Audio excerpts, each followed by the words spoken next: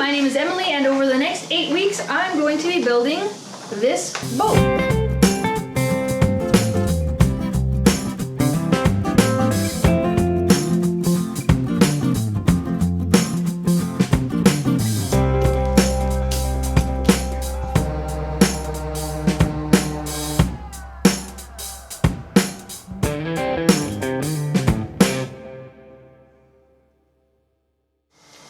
Hey guys, Emily here, me and my boat. I had a little bit of a meltdown last time. If you missed it, you can check out the video here.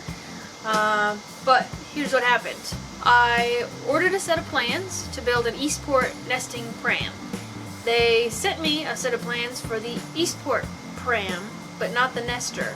Their fault for sending me the wrong plans, but my fault for not realizing until today that they were the wrong plans.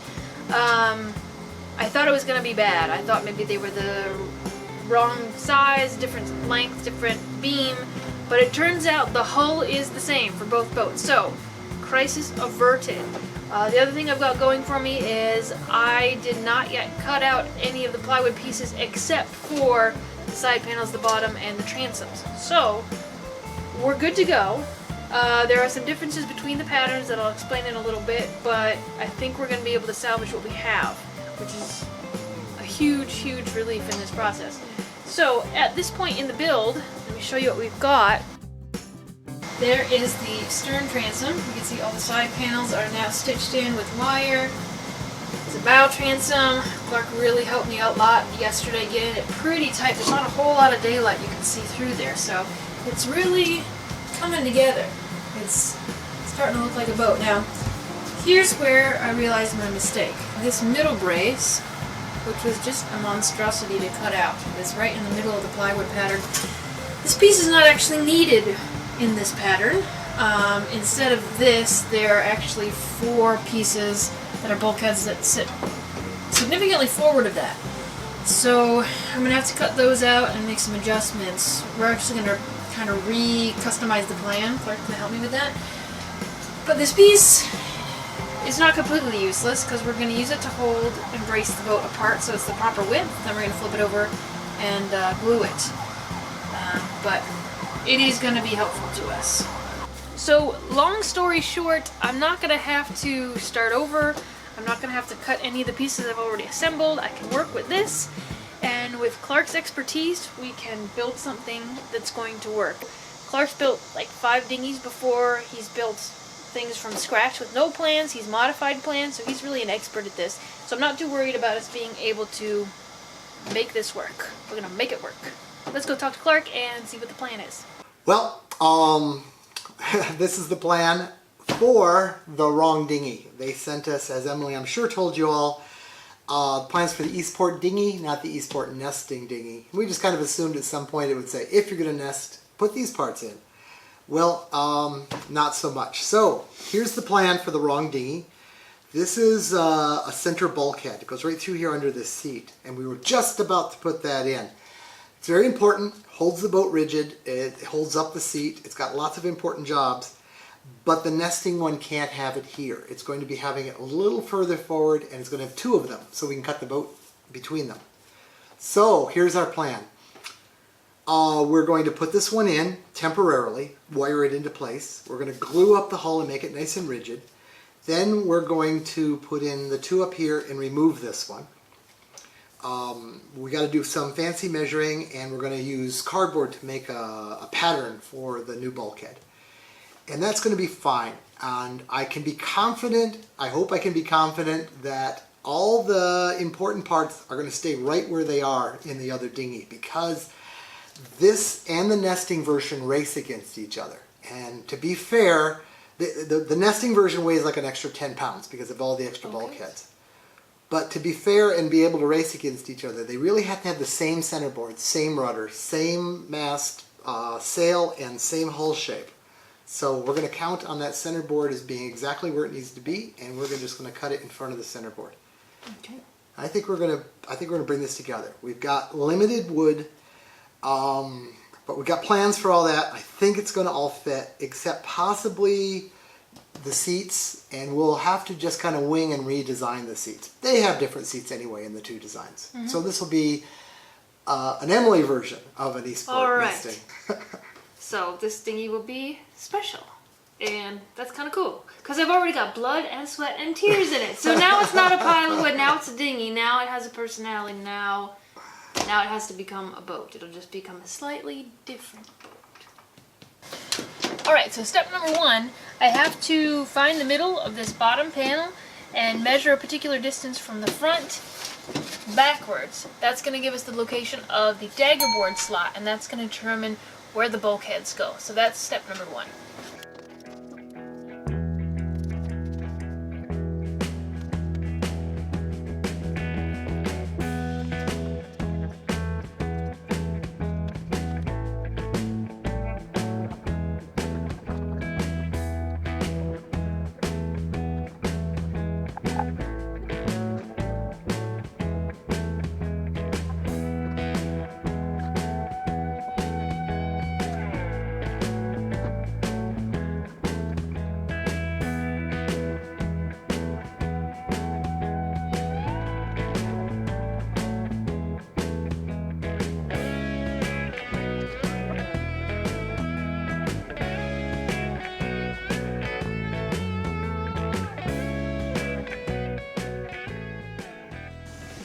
Today's glue day, so we're mixing up epoxy, thickening it, and using this spreader to get it into the crevices here, make it nice and fair at the top. This is a little bit thicker epoxy. First batch was a little thick.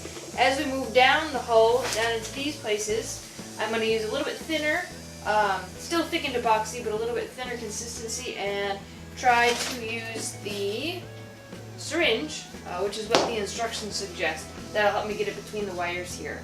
So at this point, the boat is just held together with wire, and now we're going to hold it together with glue.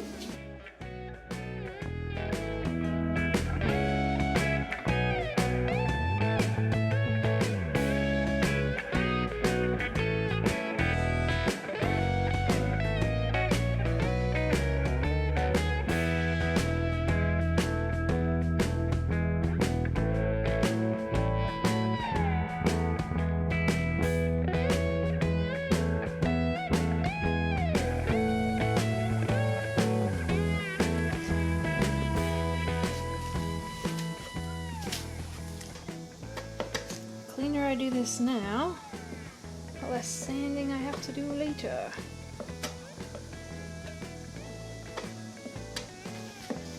Skipping the wires because it just seems like there's more gunk and more room for it to spill down and everything, so I'm gonna kind of do all the gaps, then take the wires out, and then go back and fill in the wire areas. I think I'll have less sticky fingers, less mess with the wires, and it'll end up being smoother. And I gave up on the idea of using the syringe because this is the technique that Clark recommended, and it is just perfect. I've also decided I'm not going to varnish the outside of the boat. I'm going to paint the outside of the boat and varnish the inside. Oh, and the other thing, which I'll show you next, is that if this isn't completely smooth, instructions taught us that you can put some rubbing alcohol on your finger after you wait maybe like an hour. Put some rubbing alcohol on your finger and you can just smooth it out so it gets nice and shiny and just perfectly smooth, kind of like caulking a bathtub.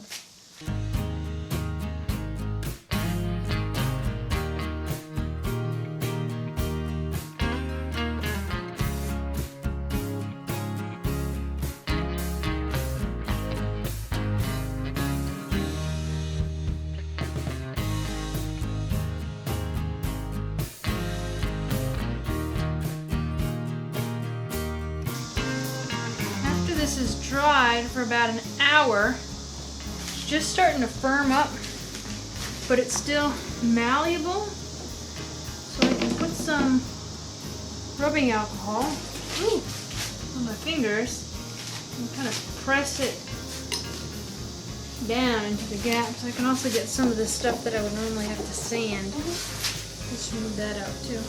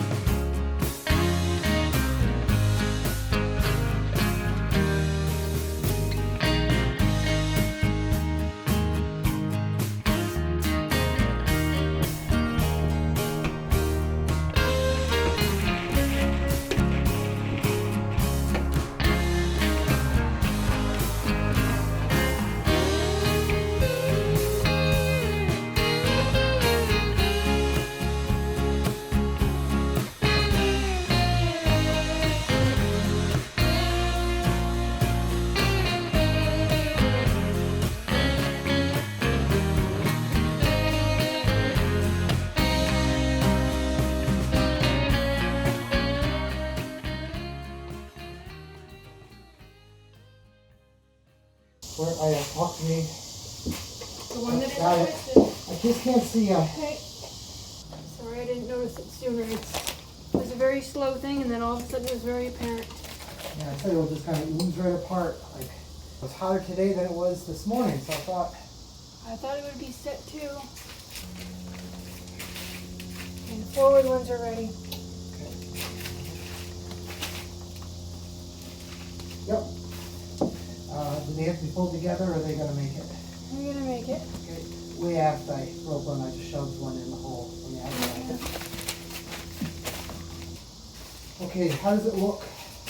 It looks good. There's one right above my finger here. I'm gonna give you. Sorry, see Okay, a so little it bit of looks good. daylight, but it looks good. I'm not Okay. seeing big cracks. Put a wire there. I'll tighten it up. Okay. That's not ready yet, right? Right.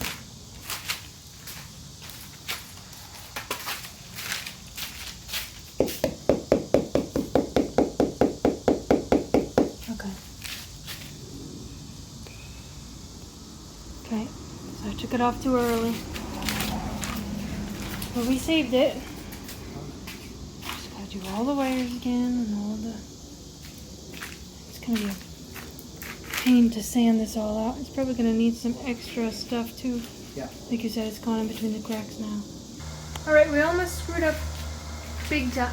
Like the boat falling apart big time. We've got all these wires in here. And we've been gluing. So once the glue is hard, I've been taking the wires out and then getting all the glue in these little bits, these little spots, these little crevices. But I took the wire ties out of this one too early, and as I was gluing it, all of a sudden I noticed the crack was getting a little bigger and a little bigger and a little bigger, and the third plank had slipped off the rabbet of the second plank, or vice versa, whatever. Anyway, we were getting a crack in the boat, so I called Clark, he rushed over, and we've rewired it. So hopefully that'll hold it. Alright, here's the deal. The last batch of epoxy that I made up, keep in mind this is my first real experience with epoxy. The last batch I made up before the catastrophe of the boat starting to split apart, I used on these two rows, and even overnight, it doesn't seem like it's as hard as some of the other ones. So I'm going to hit it with a heat gun, hoping that that helps it harden up a little bit. I'm really hoping I got my ratios right with the epoxy. That's the other problem that might occur. But fingers crossed, this is going to work and it's going to be nice and solid.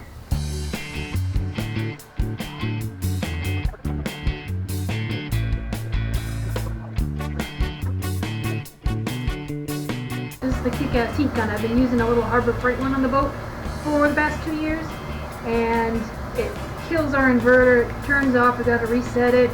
It's really hard to get a heat gun that has enough power but still works off our solar. And this one's got 3 different settings. And you can also adjust the temperature up here. There's 7 different settings here. So it's going to be really nice on the boat because we can find out where that peak is, where we get the most heat, but we don't accidentally overuse the inverter.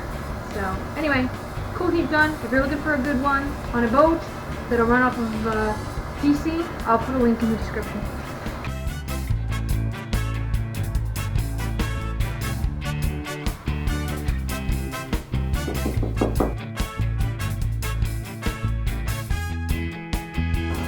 I must have mixed the wrong ratio or something because it is not hard. It is like mushy, and it's been 24 hours and it's not dry. So unfortunately, I've got to dig it all out and redo it. It's not fun, not something I wanted to do, and it's an extra step, and I'm so sick of epoxy. But something that has to be done in order to do the project right and not have my boat fall apart. So that's what I'm up to now. So here we go.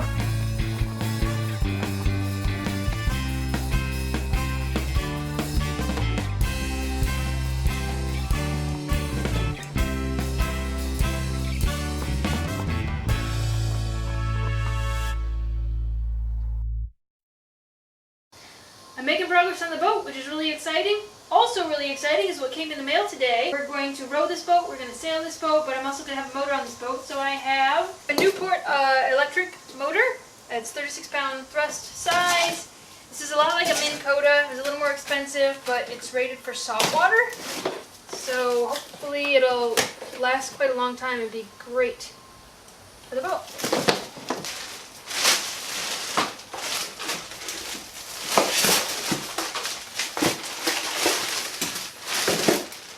There's a battery indicator right here.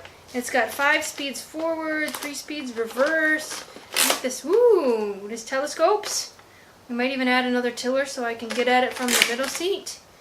And there's how it attaches to the boat. We don't have the motor pad on yet, but that's how it'll be. So we'll be able to putt-putt around the harbor with our new motor.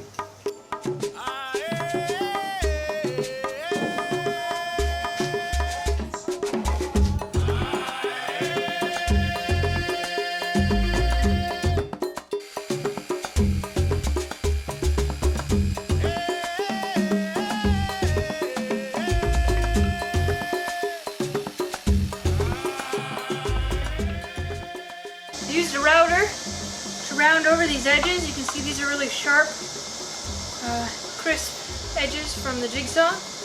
And a 1/4-inch routing bit just softens them ever so slightly, makes them nice and neat. Here we go.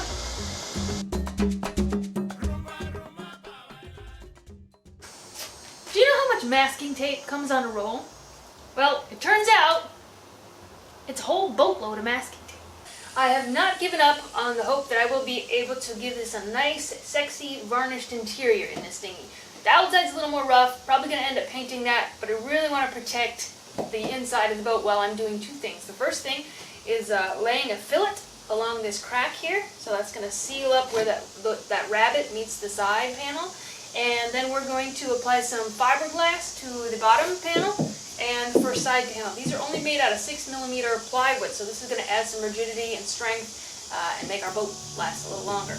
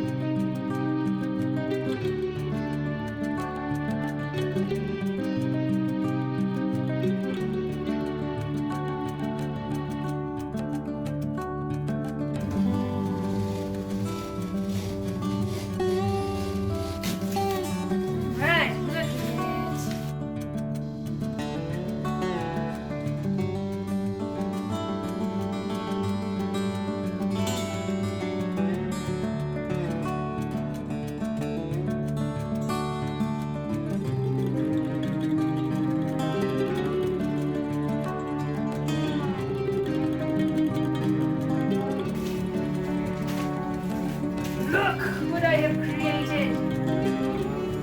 A giant mound of masking tape. Alright, yesterday I did the fiberglass on the interior. Definitely made some mistakes and learned some things. You can see the color of the fiberglass, the epoxy. It's changed here, and it's because I used the epoxy for too long. It started to harden up, and I tried to push it, and it didn't fully saturate the cloth. So I've got this white cloudiness here. I've also got a couple little tiny bubbles. Nothing too horrific, but not really happy about that. This may mean that I can't really varnish that part of the boat. I might have to paint it or put some grippy floor covering stuff at least in that part to hide it. This part of the boat is actually quite perfect. This is where I picked up the spatula and started doing some work on it, and I'm really happy with how that turned out. And I'm going to use that technique when I do the bottom of the boat. Hopefully it'll turn out more like this and less like that.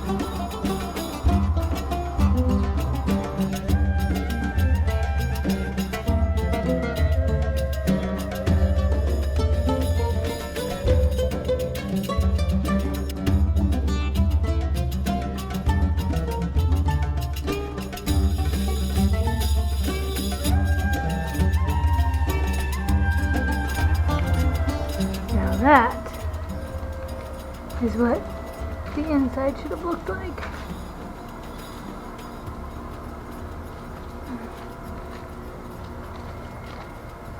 Nice. Let it out.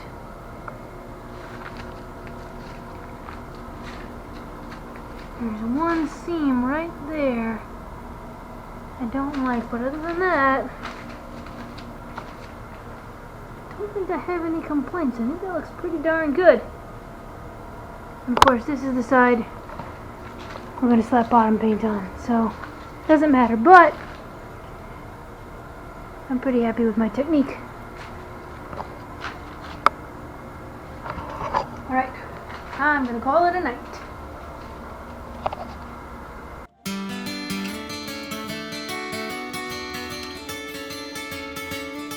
But I'll send you whatever you guys need, material for the bulkhead. You know, I'll send you everything you asked for, that's fine. It turns out the boat we started building is not the same body as the nesting pram. We're going to have to make things fit. Haven't decided for sure on the name yet. Anybody have any ideas? Let me know.